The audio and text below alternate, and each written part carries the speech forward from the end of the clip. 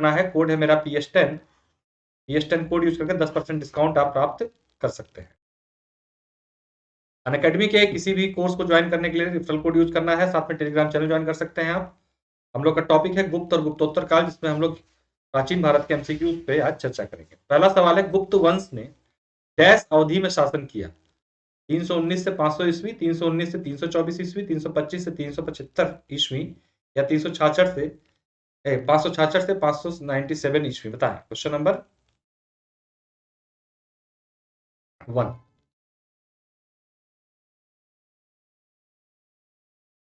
गुप्त वंश का शासनकाल पूछा जा रहा है, किस कालखंड से कब तक का था?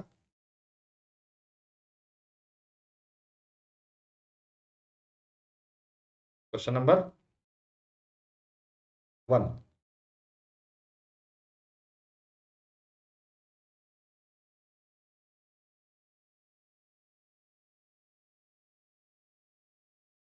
देखिए, इसका जो आंसर है, सही उत्तर आपका है 319 से 500 ईस्वी तक जो है गुप्त वंश का शासनकाल था। प्राचीन भारत में किस वंश का शासनकाल स्वर्ण युग कहा जाता है? मौर्य, शुंग, गुप्त या फिर मगध? किस वंश को शासनकाल को स्वर्ण युग की संज्ञा दी जाती है? मौर्य, शुंग, गुप्त या फिर मगध? आसान सवाल। Question number 2।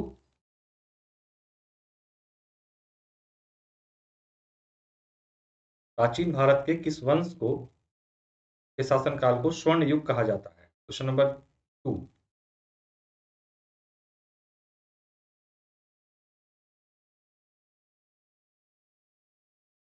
देखिए, जिसका उत्तर है आपका गुप्त वंश। अपनी कला संस्कृति और अपने शासन काल की वजह से जो है इसको कहा जाता है स्वर्ण युग। निम्नलिखित में से किस गुप्त शासक ने सर्वप्रथम सिक्के जारी किए थे? चंद्रगुप्त प्रथम, घटोत्कच, समुद्रगुप्त, श्रीगुप्त? Question number 3। कौन सा गुप्त शासक पहला ऐसा शासक था जिसने सिक्के जारी किए? Question number 3।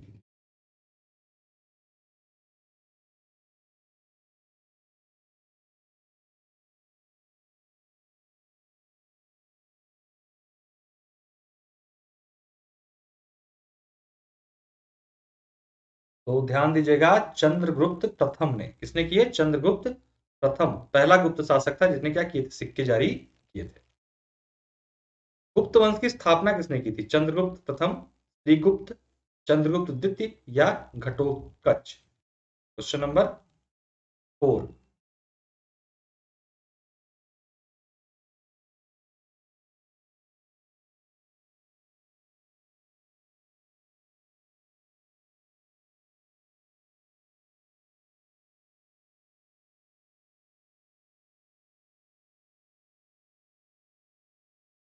तो सॉरी, गुप्त संवत की पूछ रहा है, गुप्त वंश नहीं, गुप्त संवत की स्थापना किसने की थी? बहुत इंपॉर्टेंट क्वेश्चन है। आंसर है आपका चंद्रगुप्त प्रथम। ध्यान दीजिएगा, किसने की थी? चंद्रगुप्त प्रथम ने जो है गुप्त संवत की स्थापना।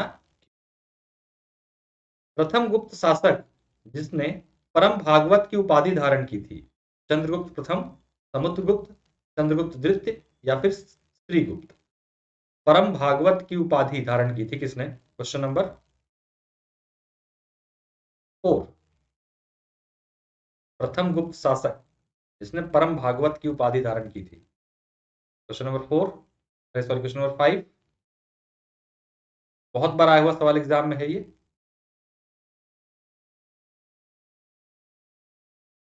एक बार लाइक शेयर जरूर कर दिए सेशन को सभी लोग। प्रथम गुप्त शासक जिसने परम भागवत की उपाधि धारण की थी वो था आपका चंद्रगुप्त द्वितीय। ध्यान दीजिएगा, कौन था? चंद्रगुप्त द्वितीय। निम्नलिखित में से किस गुप्त राजा का एक अन्य नाम देवगुप्त था? समुद्रगुप्त, चंद्रगुप्त द्वितीय, कुमारगुप्त या उपरोक्त में से कोई नहीं? Question number 6। किस गुप्त शासक का एक अन्य नाम देवगुप्त था? Question number 6।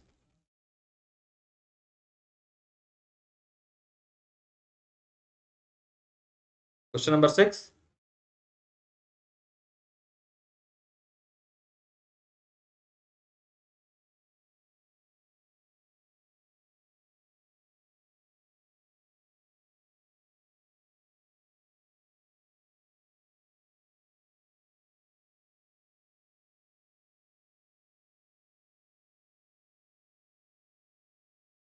ध्यान दीजिएगा, चंद्रगुप्त द्वितीय ने जो है का जो अन्य नाम था देवगुप्त था। ठीक है। चंद्रगुप्त के 9 रत्नों में कौन फलित ज्योतिष से संबंधित था? वररुचि, शंकु, छापड़क या अमर सिंह?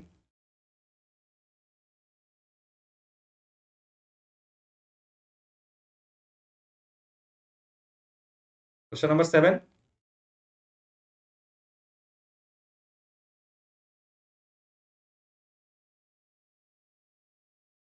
फलित ज्योतिष से संबंधित था। जो 9 रत्न थे चंद्रगुप्त के, उसमें से एक जो था फलित ज्योतिष का ज्ञान रखते थे, वो पूछा जा रहा कौन है।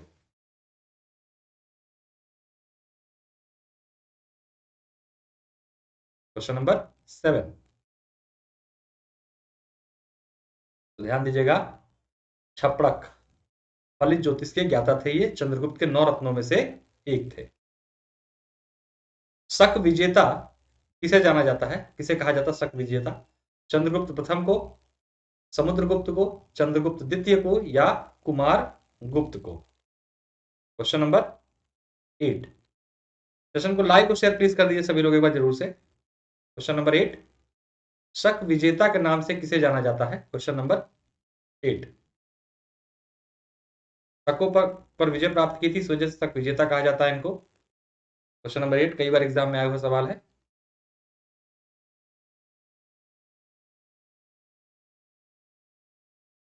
शक विजेता किसे कहा जाता है या किसको जाना जाता है शक विजेता के रूप में, शकों पर विजय प्राप्त करने के उपलक्ष्य में? तो ध्यान दीजिएगा, आंसर है इसका आपका चंद्रगुप्त द्वितीय। क्या आंसर है? चंद्रगुप्त द्वितीय। ठीक है। कालिदास किसके शासनकाल में थे? समुद्रगुप्त, अशोक महान, चंद्रगुप्त प्रथम, चंद्रगुप्त द्वितीय? कालिदास किसके शासनकाल में थे? क्वेश्चन नंबर 9,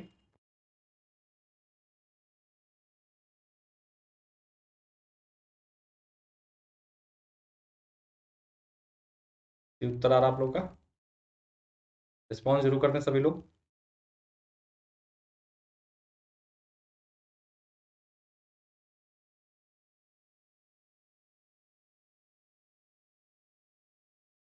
ये उत्तर आ रहा है, बिल्कुल ठीक है।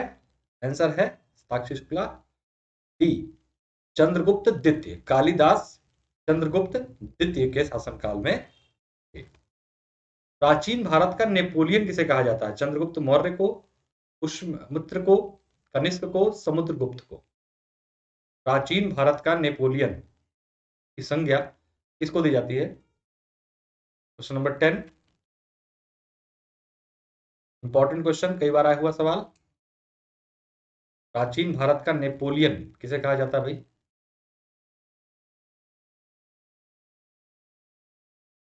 ये उत्तर आ रहा आप लोगों का, बिल्कुल ठीक है। आंसर है समुद्रगुप्त। ध्यान दीजिएगा, किसे कहा जाता है प्राचीन भारत का नेपोलियन? समुद्रगुप्त को। ठीक है। देखिए आगे भी क्वेश्चन है, सबसे पहले आपको बता देते हैं अनअकैडमी लर्निंग ऐप आपको कैसे इसको प्राप्त करना, उसका इस्तेमाल कैसे कर सकते हैं आप। सबसे पहले प्ले स्टोर से अनअकैडमी लर्निंग ऐप डाउनलोड कर लीजिए, अपना मोबाइल नंबर डाल के खुद को रजिस्टर कीजिए। सर्च गोल में आपको सर्च करना है UP PSC and UP triple SC. जब सर्च करेंगे आपको फ्री क्लासेस और टेस्ट सीरीज दिखाई देने लगेंगी। इन फ्री क्लासेस और टेस्ट सीरीज को अनलॉक करने के लिए मेरा कोड PS10 यूज करके इसको अनलॉक कर सकते हैं और आपको 10% डिस्काउंट और फ्री क्लासेस भी अनलॉक के माध्यम से हो जाएंगे आपकी। एडवांटेजेस की बात करें तो कभी भी कहीं भी रिकॉर्डेड लाइव सेशन मिलता है, अपॉर्चुनिटी बेस्ट एजुकेटर से मिलती है जुड़ने की, access multiple courses, structure pedagogy मिलती है, study session, master classes, unlimited quizzes, study material PDF format में, multiple live doubt clearing sessions आपको यहाँ पर मिलते हैं। रेज ए हैंड का ऑप्शन मिलता है जिसमें आप अपना हाथ उठा के जैसे ऑफलाइन क्लासेस से पूछते हैं, उससे और बेहतर तरीके से आप जो है हमारे ऐप पर आकर raise a hand option feature का इस्तेमाल करके टीचर से अपनी बात मौखिक रूप से पूछ सकते हैं और मौखिक उत्तर प्राप्त कर सकते हैं। एक स्कॉलरशिप टेस्ट है जिसके माध्यम से रैंक 1 से लेकर 25 तक के बच्चे जो है स्कॉलरशिप प्राप्त कर सकते हैं फ्री प्लस सब्सक्रिप्शन का। तो हर संडे को 10 बजे आयोजित होता है ये टेस्ट विजेता नामक, इसको ज्वाइन करके आप फ्री प्लस सब्सक्रिप्शन अनअकैडमी का प्राप्त कर सकते हैं। लेखपाल के लिए सुबह 10 बजे हर संडे सैटरडे को टेस्ट सीरीज आयोजित हो रही है प्लस पर, एकदम उसी पैटर्न पे जिस पैटर्न पे आपका एग्जाम आएगा, तो आप इसको ज्वाइन कर सकते हैं। चलिए आगे चलते हैं अपने सवाल की तरफ। अगला सवाल है, इलाहाबाद स्तंभ अभिलेख निम्नलिखित में से किस एक से संबद्ध है? महापद्मनंद, चंद्रगुप्त मौर्य, अशोक, समुद्रगुप्त। क्वेश्चन नंबर 11, इलाहाबाद स्तंभ अभिलेख किससे संबंधित है? क्वेश्चन नंबर 11,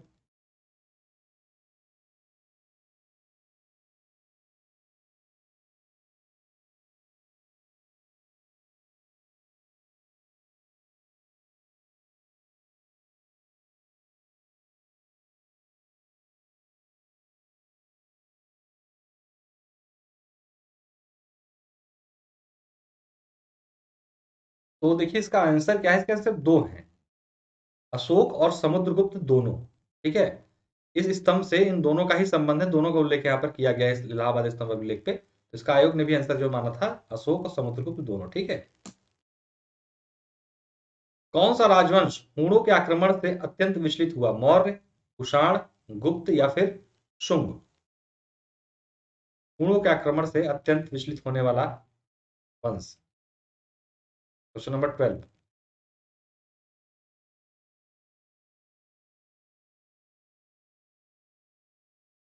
क्वेश्चन नंबर 12,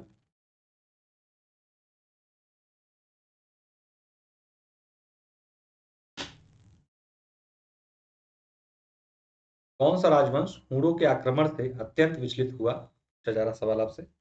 9:30 बजे आप लोग को करंट अफेयर का सेशन मिलता है अकेडमी ऐप पर, पूरी तरीके से फ्री। 9:30 PM पर आप लोग ज्वाइन कर सकते हैं सेशन को, 9:30 PM पर। और आपको ये सेशन मिलता है पूरी तरीके से निःशुल्क। और यहाँ पर हम लोग बेहतरीन करंट अफेयर लेकर रिवीजन करते हैं जो आपके अपकमिंग एग्जाम्स में इंपॉर्टेंट होते हैं। जो हमने पहले सेशन चलाया था उसमें से सभी सवाल जो है आपके यूपी पीसीएस 2021 में मिल गए थे बच्चों। तो आप लोग जो है आर के लिए सेशन को ज्वाइन कर सकते हैं 9:30 बजे, पूरी तरीके से फ्री है। अनलॉक करने के लिए मेरा कोड डाल के PS10 आप क्लासेस एंजॉय कर सकते हैं। डिस्क्रिप्शन बॉक्स में मेरी प्रोफाइल का लिंक दिया हुआ है, उसको टच करके प्रोफाइल फॉलो करके आप ये क्लासेस फ्री में अटेंड कर सकते हैं। आंसर है गुप्त। गुप्त वंश जो है हूणों के आक्रमण के कारण जो है काफी विचलित हुआ था। किस अभिलेख से यह ज्ञात होता है कि स्कंदगुप्त ने हूणों को पराजित किया? भीतरी स्तंभ लेख, इलाहाबाद स्तंभ लेख, मंदसौर अभिलेख या उदयगिरी अभिलेख। क्वेश्चन नंबर 13,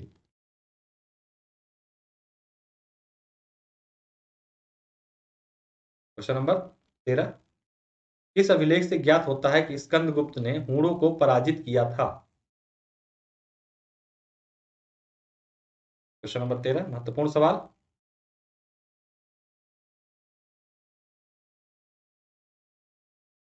है, बिल्कुल ध्यान दीजिएगा। सही उत्तर आ रहा है भीतरी स्तंभ लेख।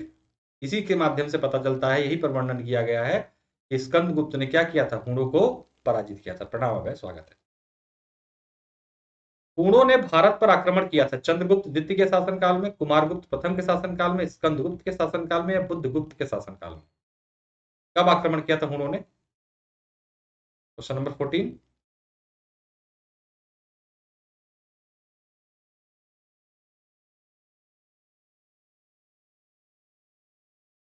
Question number 14। एक बार लाइक शेयर कर दीजिए सेशन को प्लीज सभी लोग जरूर से।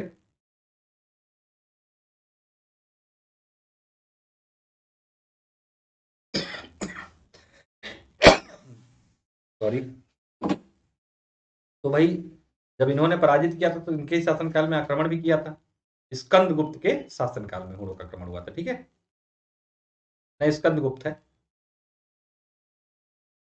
तोरमाड़ किस जातीय दल का था? Scythian, Huna, Yuezhi, Shaka. Question number 15, तोरमाड़।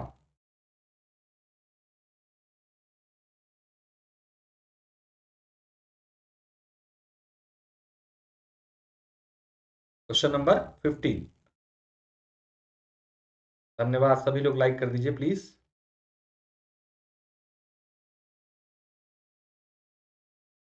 तो आंसर क्या है, तोरमाड़ किस जाति दल का था भाई? सिथियन, हूण, यूची या फिर शक, कौन था ये?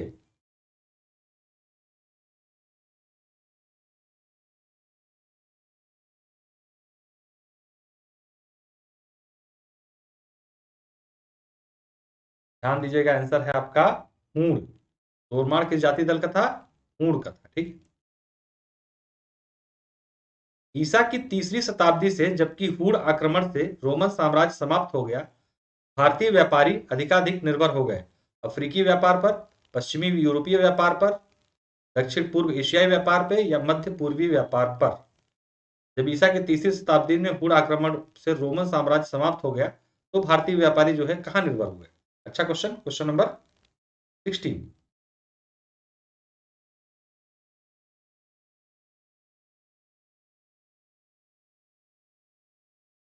बताने की कोशिश करें इसका उत्तर। क्वेश्चन नंबर 6, बहुत अच्छा क्वेश्चन है ये कि जब हूणों का आक्रमण हुआ तो उससे क्या हुआ? रोमन साम्राज्य समाप्त हो गया। तो हमारा जो व्यापार रोमन साम्राज्य से होता था भारतीयों का, तो उसके बाद भारतीय व्यापारियों ने अपनी निर्भरता किस क्षेत्र के व्यापार पर बढ़ाई, या किस क्षेत्र पर निर्भरता बढ़ गई भारतीय व्यापारियों की?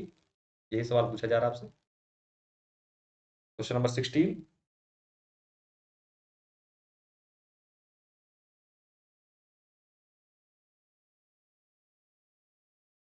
ये तो दक्षिण पूर्व एशियाई व्यापार उत्तर आ रहा आप लोग का, बिल्कुल सही है, ध्यान दीजिएगा।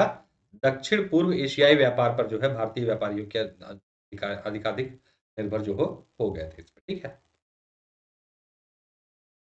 गुप्त साम्राज्य द्वारा निम्न में से किन्हें कर रहित कृषि भूमि प्रदान की जाती थी? सैन्य अधिकारियों को, सिविल अधिकारियों को, ब्राह्मणों को, दरबारी विद्वानों को।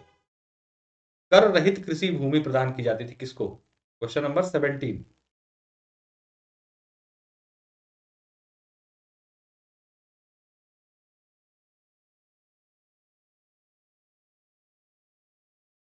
क्वेश्चन नंबर 17, कर रहित कृषि भूमि प्रदान की जाती थी।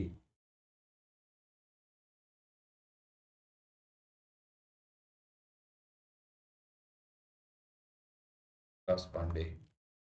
बी, ब्राह्मण उत्तर आ रहा आप लोगों का, बिल्कुल ध्यान दीजिएगा। ब्राह्मणों को, गुप्त साम्राज्य में ब्राह्मणों को जो है कृषि भूमि जो है प्रदान की जाती थी, वो भी tax free.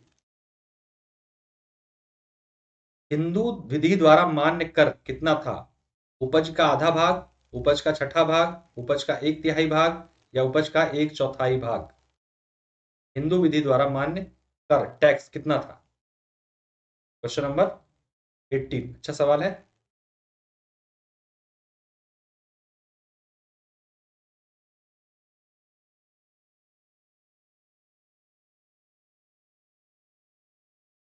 Question number 18, Hindu विधि द्वारा मान्य कर कितना था? एक बार लाइक शेयर जरूर कर दें सभी लोग। और आप लोग को अकेडमिक किसी भी कोर्स में एडमिशन लेना हो, रेफरल कोड मेरा यूज कर लीजिएगा, PS10 है। इसका यूज करके आप 10% डिस्काउंट और उपलब्ध सभी ऑफर प्राप्त कर सकते हैं। आंसर बी आ रहा आप लोगों का, बिल्कुल ठीक है। उपज का छठा भाग, ध्यान दीजिएगा, उपज का छठा भाग जो है मान्य था। बिल्कुल भी उत्तर सही है आप लोग का। गुप्त युग में भूमि राजस्व की क्या दर थी? उपज का चौथा भाग, उपज का छठा भाग, उपज का आठवां भाग या उपज का आधा भाग?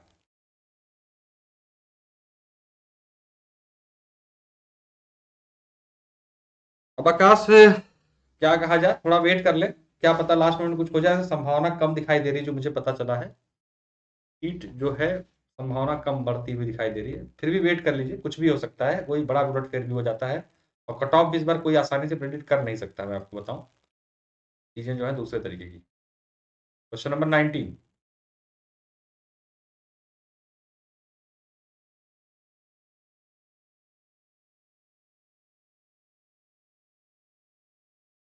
तो देखिए आंसर इसका है आपका उपज का छठा भाग। गुप्त युग में भूमि राजस्व की दर थी उपज का छठा भाग। पिछले सवाल जैसा ही सवाल है। प्राचीन भारत में सिंचाई कर को कहते थे बीदक भागम, हिरण्य, उद्रंग, उपरनिका। बहुत अच्छा सवाल है, कई बार आएगा एग्जाम में।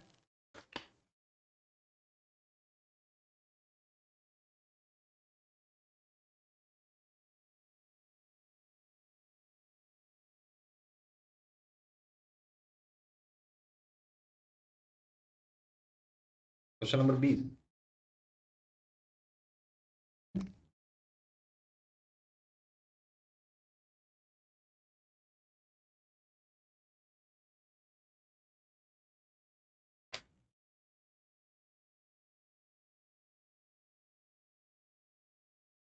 चलिए तो बीदक भागम उत्तर आ रहा है आप लोगों का क्वेश्चन नंबर 20 का। बहुत अच्छा क्वेश्चन है ये। तो प्राचीन भारत में जो सिंचाई कर था ना, उसे कहते थे हम लोग बीदक भागम। ध्यान दीजिएगा, इंपॉर्टेंट क्वेश्चन है। क्या कहते थे? बीदक भागम। और भी क्वेश्चन है बैच कोर्सेज के बारे में बताते। तो 1 नवंबर से नया बैच लेखपाल का जो है संचालित हो रहा है। इस बैच को आप ज्वाइन कर सकते हैं और बैच के माध्यम से अपनी लेखपाल मेंस की तैयारी बहुत अच्छे से कर सकते हैं। एडमिशन लेने के लिए प्लस कोर्स पे आपको रेफरल कोड मेरा यूज कर लेना है PS10, और आपको 10% डिस्काउंट और प्लस सभी ऑफर मिल जाएंगे। एक नया बैच लॉन्च हुआ है यूपी पीसीएस मेंस का। ये आपके यूट्यूब इसी चैनल पे मिलता है आपको। ध्यान दीजिएगा, इसमें आपको मेरी क्लासेस जो है 8 PM पे मिलती है, इसी टाइम पर, मंडे टू फ्राइडे। इसमें मैं करा रहा हूं आप लोग को जीएस का पेपर 4 यानी कि एथिक्स। एथिक्स वाला टॉपिक मैं करा रहा हूँ डेली 8 में, Monday to Friday. Saturday Sunday आपको इस टाइम पे, सैटरडे और संडे को मिलती है आपको यही प्राचीन भारत। ठीक है, तो ये सेशन आपको मिल रहा है इस टाइम पे मेरे द्वारा उपलब्ध। यहाँ यूट्यूब पे पूरी तरीके से फ्री है, पूरा एथिक्स कराएंगे कंप्लीट इस पे। टाइमिंग देख लीजिए, जो मेंस का बैच है शाम 5 बजे नूर आलम सर की क्लास होती है। जो ज्योग्राफी करा रहे हैं आपको अजय कुमार सर की क्लास 6 बजे होती है। रैना मैम की क्लास 7 बजे होती है। मेरी क्लास आपको मिलती है 8 बजे एथिक्स की। और अनूप सर की क्लास रात 10 बजे होती है। ये मेंस की क्लासेस आपको यूट्यूब पे मिल रही है पूरी तरीके। धर्मशास्त्र में भू राजस्व की दर क्या है? धर्मशास्त्र में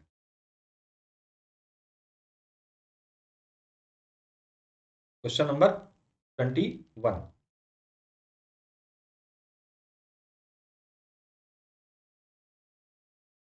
धर्मशास्त्रों में भू राजस्व की दर क्या निर्धारित की गई है? हाँ, एकदम पक्की है, इसमें कोई बट नहीं है। 1/6 बता रहे हैं, बिल्कुल ठीक है। क्वेश्चन को दूसरे तरीके से बदल बदल के पूछ रहा है, लेकिन ध्यान दीजिएगा आंसर इसका क्या है। इसका भी आपका 1/6।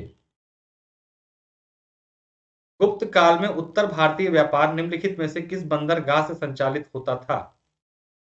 उत्तर भारतीय व्यापार कहां से संचालित होता था? भरूच, कल्याण, खंभात या Tamralipti? Question number 22। Question number 22।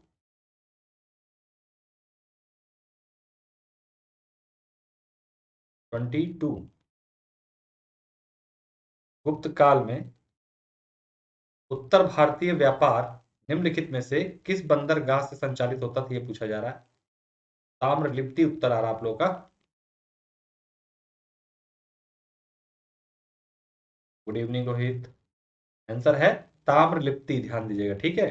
तो उत्तर भारतीय व्यापार जो होता था वो ताम्रलिप्ति बंदरगाह संचालित होता था। कब? गुप्त काल में, ठीक है। नहीं, 22 का आंसर डी होगा।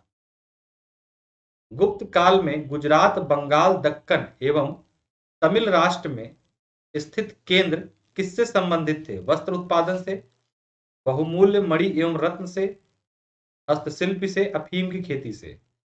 जो गुजरात, गुप्त काल में गुजरात, बंगाल और दक्कन और तमिल राष्ट्र में जो केंद्र स्थापित किए गए थे, वो किससे संबंधित थे? Question number 23।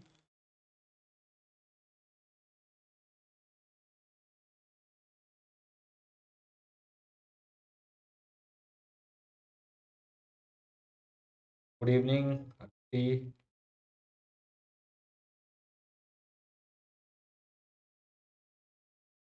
23 का बताइए।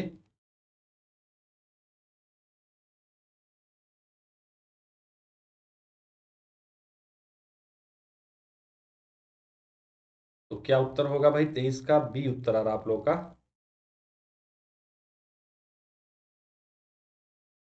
और कोई रिस्पॉन्स? Question number 23। वस्त्र उत्पादन, बिल्कुल ठीक है, वस्त्र उत्पादन। ध्यान दीजिएगा, जो गुप्त काल में गुजरात, बंगाल, दक्कन और तमिल राष्ट्रों में जो केंद्र स्थापित किए गए थे वो संबंधित थे वस्त्र उत्पादन से, ठीक है। इससे वस्त्र उत्पादन से। अधोलिखित में कौन गुप्तकालीन स्वर्ण मुद्रा है? कौड़ी, दिनार, निष्क या फिर पण? क्या पूछा जा रहा है? गुप्तकालीन स्वर्ण मुद्रा। Question number 24। Question number 24। गुप्तकालीन, कोई नहीं, प्रैक्टिस कीजिए, कंफ्यूजन दूर हो जाएगा, कोई कंफ्यूजन नहीं रह जाएगा। प्रैक्टिस ही एक ऐसी ऑब्जेक्टिव वाले क्वेश्चन में प्रैक्टिस ही मेन गेम है। दिनार उत्तर आ रहा। और कोई रिस्पॉन्स? Question number 24।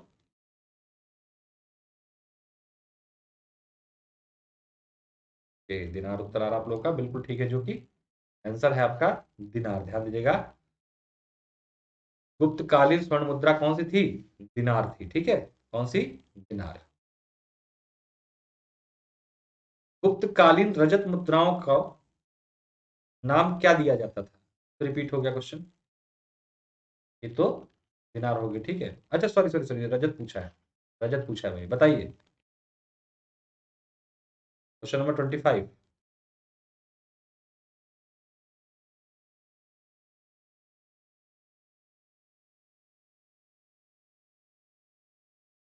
बताएं क्वेश्चन नंबर 25।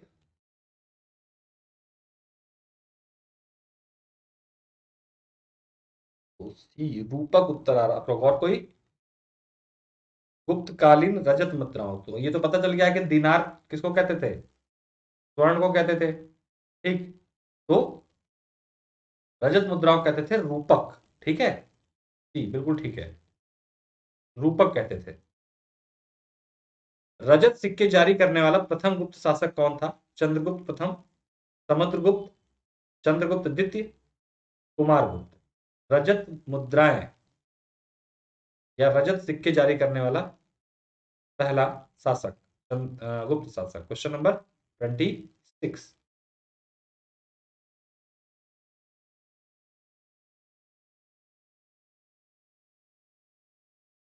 Question number 26।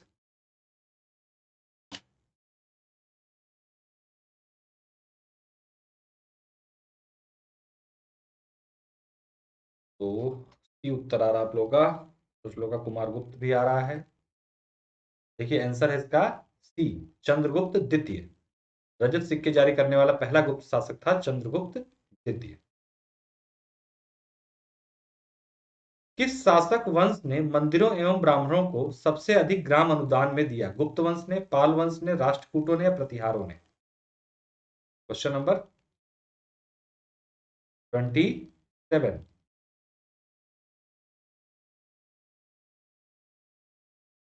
27।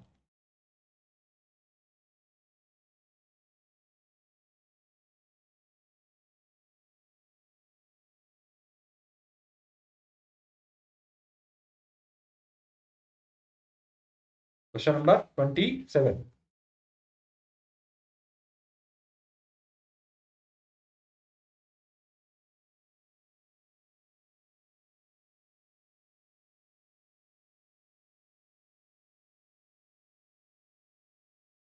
ये उत्तर आ रहा आप लोग का।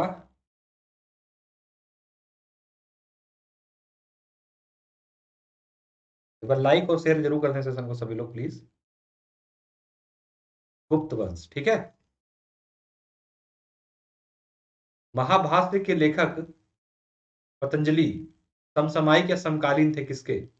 चंद्रगुप्त मौर्य, अशोक, पुष्यमित्र शुंग या चंद्रगुप्त प्रथम?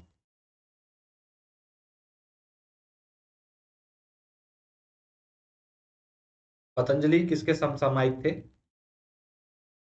नंबर 28।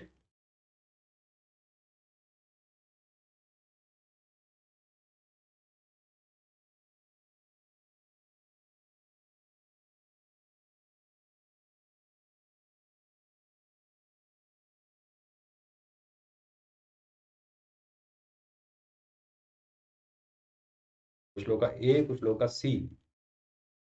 आंसर है आपका सी, ध्यान दीजिएगा, पुष्यमित्र शुंग समकालीन थे पतंजलि। ठीक है। अद्वैत दर्शन के संस्थापक कौन थे? शंकराचार्य, रामानुजाचार्य, माधवाचार्य, महात्मा बुद्ध? अद्वैत दर्शन। Question number 29।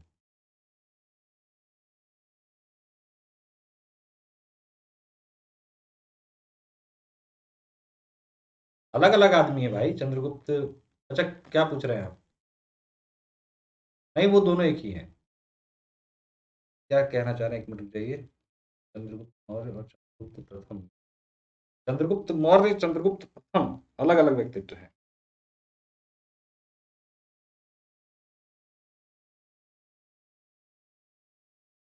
क्या कहना चाह रहे हैं आप लोग? 29 का आंसर दे रहे हैं ए, कुछ लोग सी।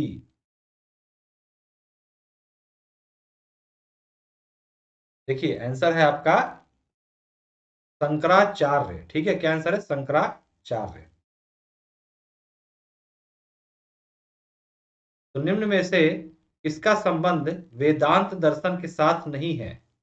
शंकराचार्य का, अभिनव गुप्त का, रामानुज का या माधव का? वेदांत दर्शन। नहीं कंफ्यूज मत होइए, कैसे में क्या कंफ्यूजन है? कुछ भी कंफ्यूजन नहीं। क्वेश्चन नंबर 30 बताइए फटाफट। 9:30 बजे वाला सेशन करंट अफेयर का आता है। करंट अफेयर का 9:30 बजे, ध्यान दीजिएगा। अनअकैडमी ऐप पर सेशन आता है, जो कि पूरी तरीके से फ्री है।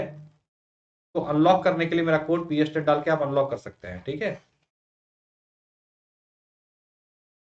इसका संबंध नहीं है पूछ रहा है। Question number 30।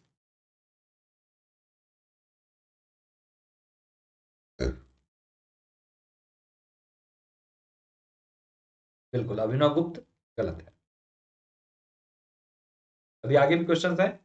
बच्चों में कंफ्यूजन था, अपर लोअर आरओ यूपीएसआई यूपीट्रिपल लेखपाल बी और ऑप्शनल सब्जेक्ट में क्या अलग अलग कोर्सेज में अलग अलग एडमिशन लेना होगा? मैं बताऊं, सिंगल सब्सक्रिप्शन में सारी सारी चीजें मिल जाती हैं आपको। फीस की अगर बात करें तो 24 महीने की जो फीस है 12,240 रुपए है। 510 रुपए महीना भी ले सकते हैं आप मंथली बेस पे। 12 महीने की जो फीस है 8,415 रुपए है। 701 रुपए महीने पे ले सकते हैं। और 6 महीने की जो फीस है 6,885 रुपए है। 1,148 रुपए पर आप इसको प्राप्त कर सकते हैं।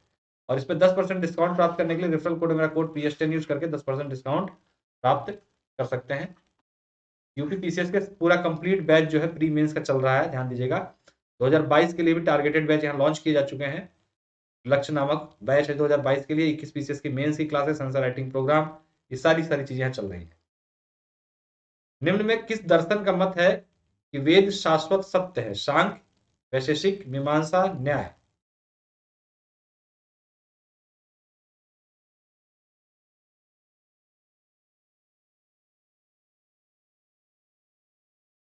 Question number 31।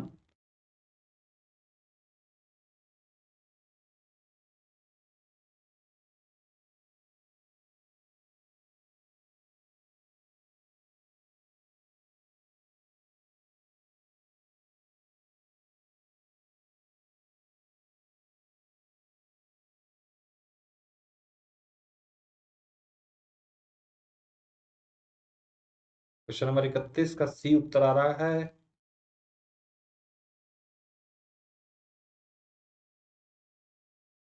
कौन है? मीमांसा, ध्यान दीजिएगा, मीमांसा। ठीक, कर्म का सिद्धांत संबंधित है न्याय से, मीमांसा से, वेदांत से, वैशेषिक से? कर्म का सिद्धांत किससे संबंधित है?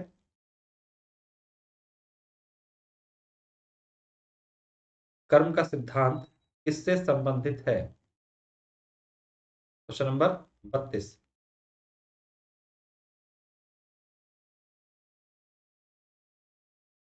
Question number 32।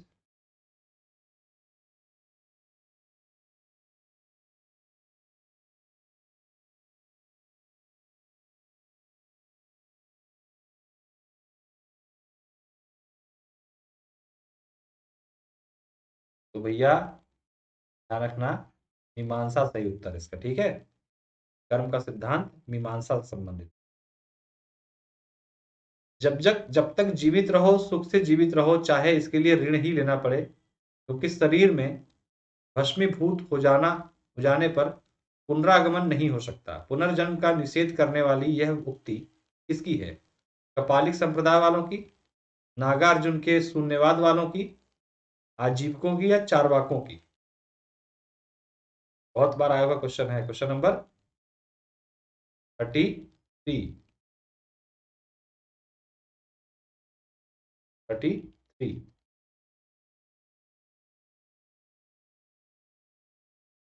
तो चारवाक उत्तर आ रहा है आप लोग। और कोई रिस्पॉन्स? Question number 33।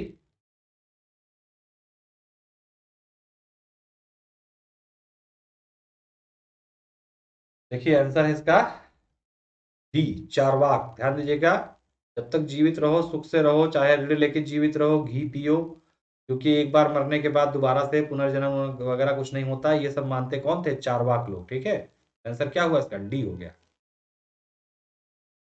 निम्नलिखित युग्मों में कौन सा एक, हाँ उधार लेके घी पियो कहते थे ये लोग। निम्नलिखित युग्मों में से कौन सा एक भारतीय तट दर्शन का भाग नहीं है? मीमांसा और वेदांत, न्याय और वैशेषिक, लोकायुक्त और कपालिक, या सांख्य और योग। भारतीय सठ दर्शन का भाग नहीं है। Question number 34।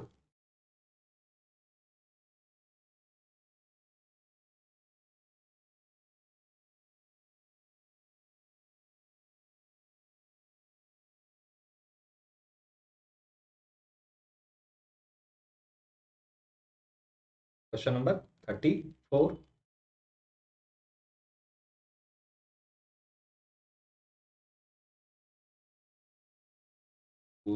सी और डी दोनों उत्तर आ रहे हैं। आंसर इसका सी, लोकायत और कापालिक। ध्यान दीजिएगा, लोकायत और कापालिक जो है भारतीय सठ दर्शन का पाठ नहीं है। मीमांस, वेदांत, न्याय, वैशेषिक, सांख्य और योग, ये जो है सठ दर्शन के पाठ है। ठीक है। चीनी यात्री वेन्सवांग ने किस विश्वविद्यालय में अध्ययन किया था? तक्षशिला, विक्रमशिला, मगध, नालंदा। Question number 35। चीनी यात्री वेन्सवांग ने किस विश्वविद्यालय में अध्ययन किया था? तक्षशिला, विक्रमशिला, मगध और नालंदा। बताइए। Question number 35।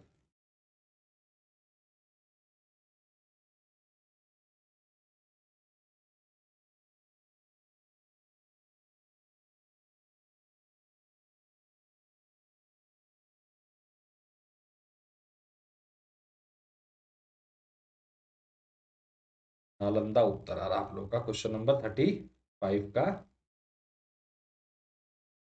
बिल्कुल ठीक है, आंसर है आपका नालंदा। क्या है? वेन्सवांग ने कहाँ पे पढ़ाई की थी भाई? नालंदा विश्वविद्यालय में। आज भी भारत में वेन्सवांग को याद करने का मुख्य कारण है हर्ष के प्रति सम्मान, नालंदा में अध्ययन, बौद्ध धर्म में आस्था, सी युकी की रचना। किस लिए वेन्सवांग को आज भी याद किया जाता है? क्या प्रमुख उपलब्धि है उनकी? Question number 36।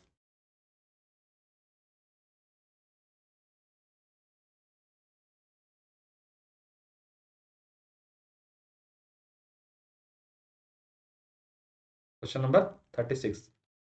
आज भी वेन्सवांग को याद करने का प्रमुख कारण क्या है? आंसर आप लोग का, कुछ लोग का डी आ रहा। और कोई?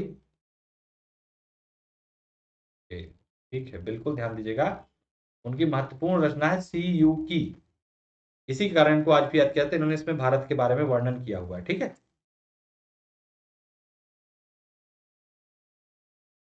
वेन्सवांग की भारत में यात्रा के समय सूती कपड़ों के उत्पादन के लिए प्रसिद्ध, सबसे प्रसिद्ध नगर कौन सा था सूती कपड़ों के उत्पादन के लिए? कब? जब वेन्सवांग भारत आया था तो। वाराणसी, मथुरा, पाटलिपुत्र, कांची। Question number 37।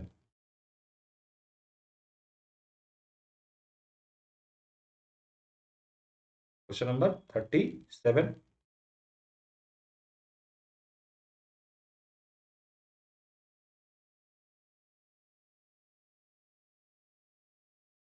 बहुत इंपॉर्टेंट क्वेश्चन है, कई बार एग्जाम में। एक बार लाइक शेयर प्लीज कर दीजिए सेशन को सभी लोग।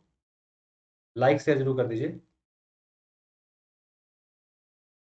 हाँ जी, रहा होगा नहीं, ध्यान दीजिएगा। आंसर इसका मथुरा। वेन्सवांग जब भारत आया था उस टाइम में सूती कपड़ों के उत्पादन का सबसे प्रसिद्ध केंद्र था मथुरा। ठीक है, बहुत इंपॉर्टेंट क्वेश्चन है ये। कौशय शब्द का प्रयोग किया गया है कपास के लिए, सन के लिए, रेशम के लिए, ऊन के लिए। कौशय शब्द का प्रयोग किसके लिए किया गया है? Question number 37। प्राचीन भारत में।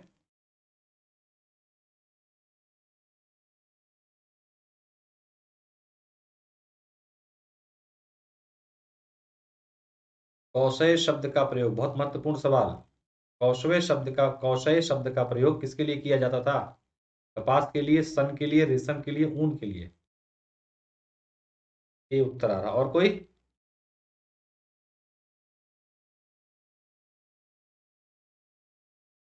रेशम भी उत्तर आ रहा है। देखिए, बहुत इंपॉर्टेंट क्वेश्चन है ये। लगेगा कौशय की कपास है, लेकिन आंसर है रेशम। ध्यान दीजिएगा, कौशल शब्द का प्रयोग जो है प्राचीन भारत में रेशम के लिए किया जाता था। ठीक है, नहीं कपास के लिए नहीं, तो अंसारी इसके लिए किया जाता था रेशम के लिए। ठीक है, इसके लिए रेशम के लिए। चीनी लेखक भारत का उल्लेख किस नाम से करते थे? कोक्यू, इंतु, शियुकी, तिकायो पानो। क्वेश्चन नंबर 39, भारत को किस नाम से बुलाते थे चीनी लेखक? Question number 39।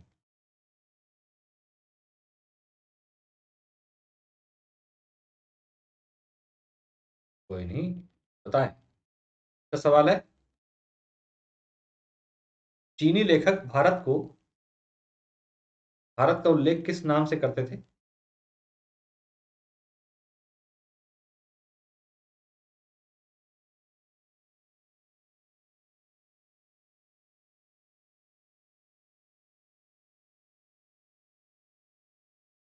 आंसर है आपका इंतु। ध्यान दीजिएगा, इंतु इस नाम से पुकारते थे भारत को। ठीक है, इंतु।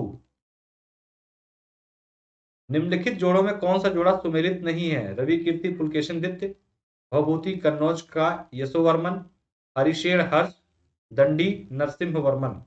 कौन सा जोड़ा सुमेलित नहीं है? Question number 40।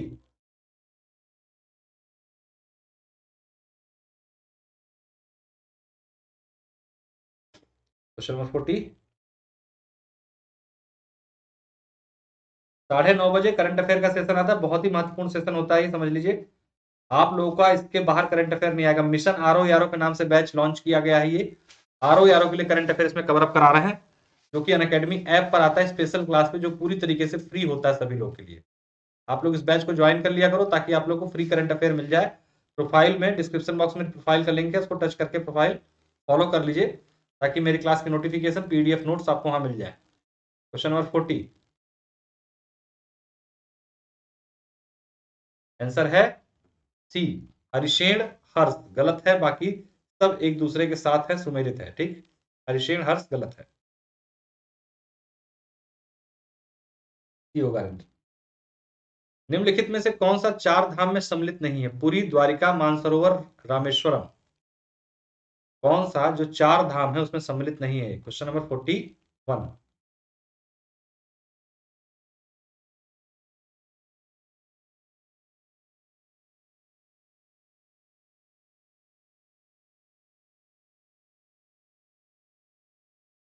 देखिए, अगर आप लोग यूपी पीसीएस मेंस की तैयारी कर रहे हैं तो यहाँ पे मंडे टू फ्राइडे इसी टाइम पर मैं एथिक्स का सेशन यहाँ पर लेकर आ रहा हूँ। इसी यानी जीएस पेपर 4 का सेशन मैं यूट्यूब पर लेकर आ रहा हूँ, पूरी तरीके से फ्री है। मंडे टू फ्राइडे टाइम है 8 PM, तो आप लोग ज्वाइन कर सकते हैं और आप लोगों को पूरा पेपर यहाँ पर करा देंगे। क्वेश्चन आंसर फॉर्मेट में करा रहे हैं। ठीक है, क्वेश्चन आंसर फॉर्मेट में करा रहे हैं, ये पूरी तरीके से फ्री सेशन है। आंसर है आपका मान सरोवर। ध्यान दीजिएगा, मान सरोवर सम्मिलित नहीं है। लाइक एक बार कर दी सेशन को प्लीज सभी लोग। भारत में सबसे प्राचीन विहार है, हाँ बिल्कुल सही है रोहित, नालंदा, उदंतपुरी, विक्रमशिला, भाजा। सबसे प्राचीन विहार, बाउंड्री मगर हो जाना चाहिए, हो जाएगा। भारत का सबसे प्राचीन विहार कौन सा है? Question number 42।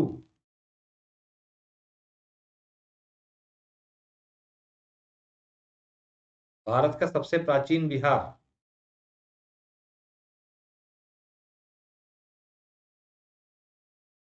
कौन सा है भाई? नालंदा। ध्यान दीजिएगा, नालंदा जो है सबसे प्राचीन है। ठीक है, नालंदा कहां पर स्थित है? मध्य प्रदेश, आंध्र प्रदेश, उत्तर प्रदेश या फिर बिहार? जीत, बताइए। क्वेश्चन नंबर 43, ये तो आसान क्वेश्चन है। हाँ, नालंदा ही है। इसका बताइए, क्वेश्चन नंबर 43, नालंदा कहां पर स्थित है?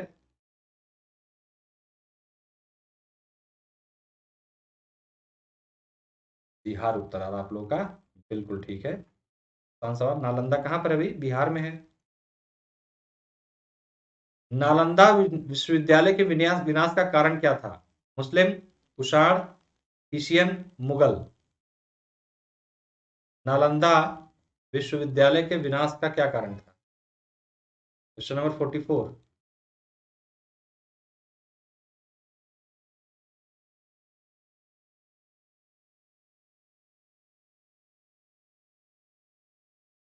तो क्या आंसर होगा भाई? मुस्लिम आक्रमणकारियों के द्वारा जो है आक्रमण किया गया था इस पर, तो क्या हुआ था, ये खत्म हो गया था। ठीक है। हाँ, अगला क्वेश्चन है, सती प्रथा का प्रथम अभिलेख साक्ष्य हमें कहां से प्राप्त होता है? एरण से, जूनागढ़ से, मंदसौर से, सांची से। सती प्रथा का उल्लेख जो है सबसे पहले हमें किस अभिलेख से मिलता है? साक्ष्य की सती प्रथा की, इसका हमें साक्ष्य जो है सबसे पहली बात कहाँ मिलता है, ये पूछा जा रहा है। ये उत्तर आ रहा आप लोग का। एक बार लाइक और शेयर प्लीज कर दिए सेशन को। और अनअकैडमी किसी भी कोर्स में एडमिशन लेने के लिए रेफरल कोड याद रखिएगा, ES10 यूज कर लीजिएगा, आप लोग को 10% का डिस्काउंट मिल जाएगा और उपलब्ध सभी ऑफर आप लोग को प्राप्त हो जाएंगे। 9:30 बजे वाला करंट अफेयर का सेशन होगा, आप लोग 9:30 बजे करंट अफेयर के सेशन में पार्टिसिपेट कर लीजिएगा 9:30 PM पर। ठीक है। आंसर है एरण्य अभिलेख में सर्वप्रथम जो है साक्ष्य मिलते हैं सती प्रथा के। ठीक, और गुप्त काल में ही। हर्ष के दरबार में वेनस्वांग को एक दूत के रूप में किसने भेजा था? हर्ष के दरबार में ताइशुंग ने, तुंग कुआन ने, एन यू ने, या उपरोक्त में से कोई नहीं। Question number 46।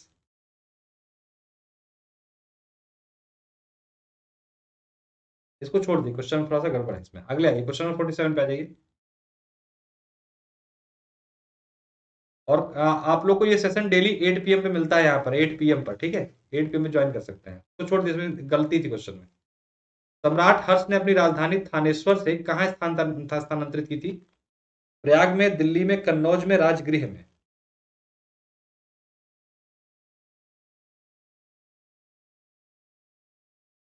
हर्ष ने अपनी राजधानी थानेश्वर से कहाँ स्थापित की, स्थानांतरित की, सॉरी। Question number 47।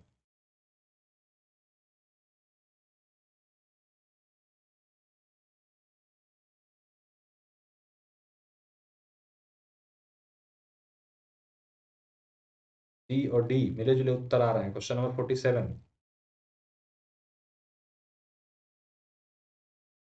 क्या है आंसर भैया? इसका आंसर है आपका कन्नौज, ध्यान दीजिएगा। ठीक है, हर्ष ने अपनी राजधानी थानेश्वर से कहाँ स्थापित की थी, स्थानांतरित?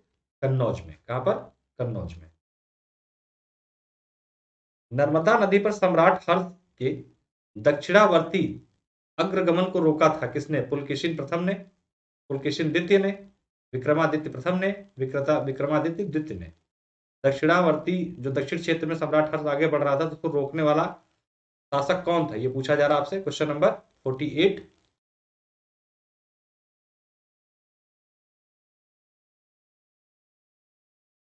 इंपॉर्टेंट क्वेश्चन है, लाइक शेयर प्लीज कर दीजिए।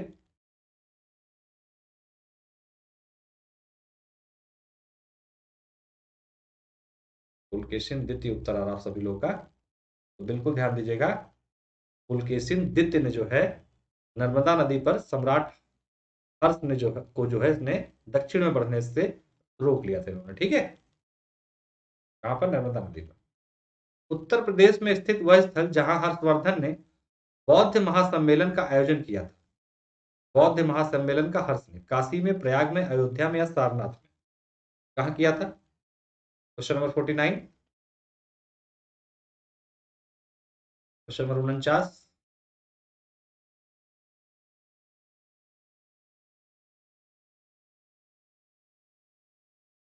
उत्तर प्रदेश का वह स्थल जहां हर्षवर्धन ने बौद्ध महासम्मेलन का आयोजन किया था।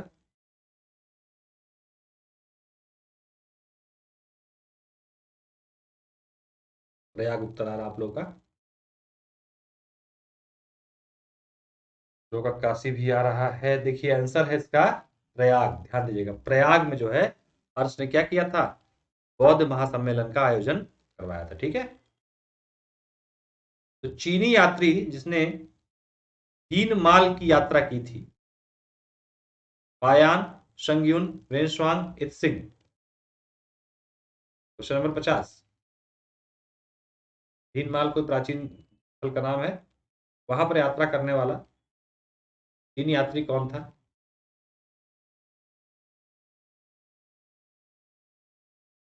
तो कुछ पंगा भी लग रहा है क्वेश्चन में, इसको स्किप कर दी, कुछ एरर है इसमें, ठीक है।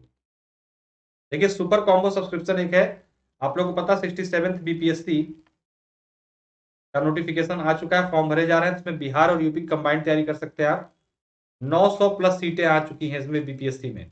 6 महीने 12 महीने का कॉम्बो सब्सक्रिप्शन लेकर बिहार और यूपी की कंबाइंड तैयारी आप कर सकते हैं, और यहाँ पर भी 10% डिस्काउंट के लिए आप मेरा कोड यूज कर सकते हैं। 6 महीने की फीस मात्र 7,960 रुपए है, और 12 महीने की फीस 10,620 रुपए है, और इसके माध्यम से आप बिहार और यूपी कंबाइंड प्री मेंस की तैयारी कर सकते हैं with optional subject.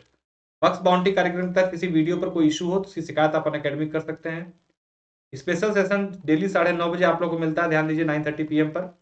Current affair का सेशन मैं ले रहा हूँ, पूरी तरीके से फ्री है सेशन ये। आपको अनलॉक करने के लिए कोड डालना है, मेरा कोड डाल के PS10 अनलॉक कर सकते हैं। 9:30 बजे free current affair session with PDF notes आपको मिल रहा है ये। आप लोग डिस्क्रिप्शन बॉक्स में प्रोफाइल का लिंक है, इस प्रोफाइल को टच करके फॉलो कर लीजिए और आपको ये क्लासेस मेरी मिल जाएंगी। कितने बजे? 9:30 बजे। ये टेलीग्राम चैनल का नाम है लेट्स क्रैक यूपी एग्जाम, इस चैनल को आप ज्वाइन कर सकते हैं, और आप ज्वाइन करके यहाँ से PDF नोट्स क्लासेस के लिंक जो है प्राप्त कर सकते हैं। तो बहुत बहुत धन्यवाद, नमस्कार। लाइक शेयर जरूर कर दीजिएगा, सेशन को सब्सक्राइब न किया हो चैनल सब्सक्राइब कर दीजिएगा, और अकेडमी किसी भी कोर्स में एडमिशन लेने के लिए रेफरल कोड याद रखिएगा, PS10 आपको यूज करना है। आपको 10% डिस्काउंट उपलब्ध, सभी ऑफर यहाँ से प्राप्त हो जाएंगे। चलिए, तो आई होप सेशन आप लोग को पसंद आया होगा। आप लोग 9:30 बजे करंट अफेयर के सेशन में मिल जाइएगा।